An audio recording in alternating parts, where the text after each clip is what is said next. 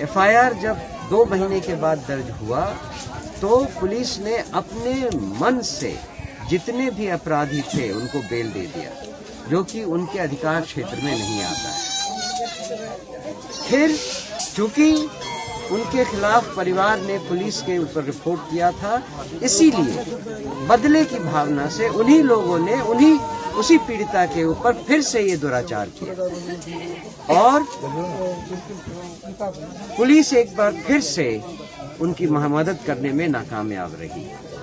Police के यहाँ जाने के बाद इमीडिएटली, घटना के इमीडिएट बाद, उसी रात में पुलिस थाने पर जाने के बाद पुलिस को इसका पूरा संज्ञान लेकर पीड़िता को खुद अस्पताल में जाकर प्रॉपरली मेडिकल चेकअप करवाने की जरूरत थी, लेकिन पुलिस ने उनको सीधे कह दिया कि आप जाइए, पहले हॉस्पिटल जाइए।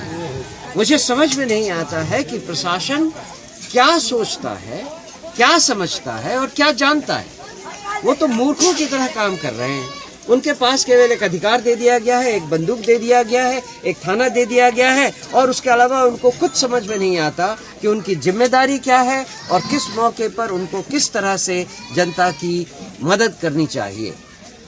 और उसके अलावा जब पीड़िता अस्पताल जाती है तो जिस तरह से अस्पताल में उनके साथ व्यवहार किया जाता है और उन्हें आनन फानन में बिना पूरी तरह से उनका इलाज किए, सब तरह से उनका चेकअप किए, उनको कुछ दवाएं देकर वापस भेज दिया जाता है और बार बार कंप्लेन करने पर कि ये दर्द हो रहा है, ये मुश्किल हो रही है, डॉक्टर बार बार उसको कहते हैं कि चूंकि आपके साथ ऐसा दुष्कर्म हुआ है इसीलिए आपको ऐसा हो रहा है।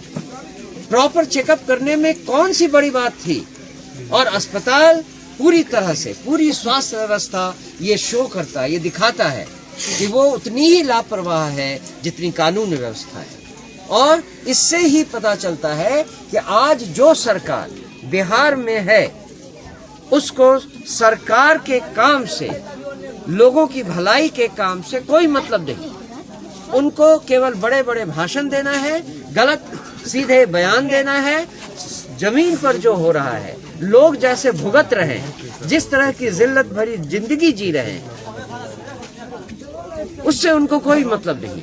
ना यहाँ जितने बच्चे हैं कि उनकी पढ़ाई की क्या व्यवस्था है, कि कैसे स्कूल में जा रहे हैं, जो युवा हैं उनके रोजगार की क्या व्यवस्था है, उसके बारे में कोई चिंता नहीं।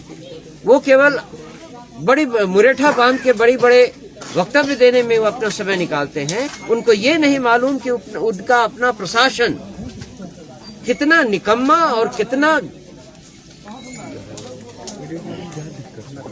नकारा है।